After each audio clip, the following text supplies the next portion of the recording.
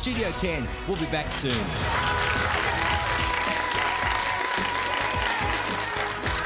Hey, we might move on. Same-sex couples who tied the knot in the ACT have had their marriages annulled after the High Court unanimously agreed to strike down the laws. Around 30 couples were married during a 5-day window when the Territory's laws were active.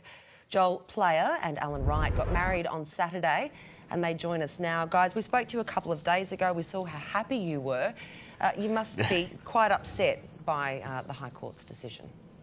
Yeah, like yesterday was a little bit more devastating than today. Today is just sort of kind of kicking in and realising that everything that we've done this week, you know, somewhat feels a little bit cheated.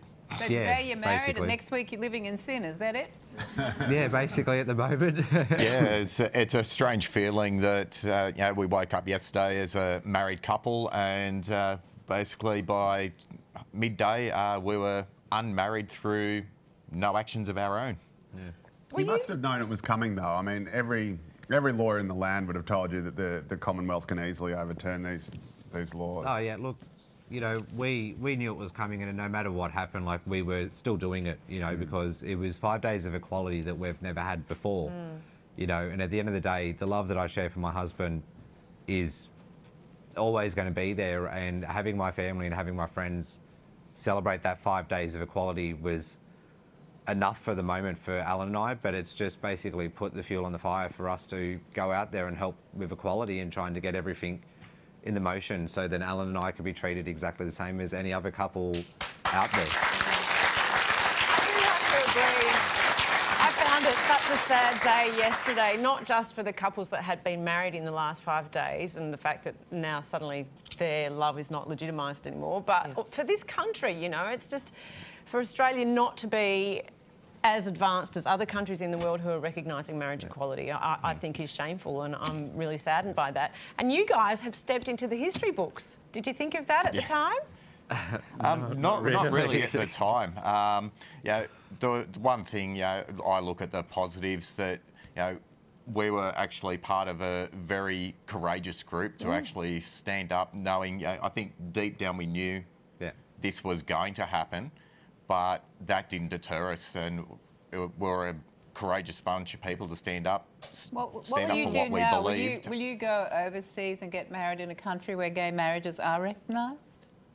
No, it's pointless really even doing that, because the moment we step back on Australian soil, we're not legally married. Yeah. So, you know, the best thing for us at the moment is just to get the equality word out there and to put a bit of pressure onto the federal government and say, right, this is who we are, this is what we're standing for, and let's have it. Like everyone else is moving forward, why isn't Australia?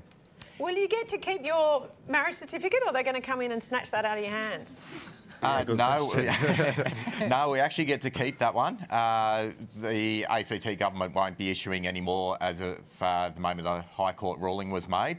And I think, I don't know whether the reason behind it, but I do believe it's because people like myself, I've actually now changed my name to Player, or my surname. Yes. So I need that as evidence of the change of name. Yeah.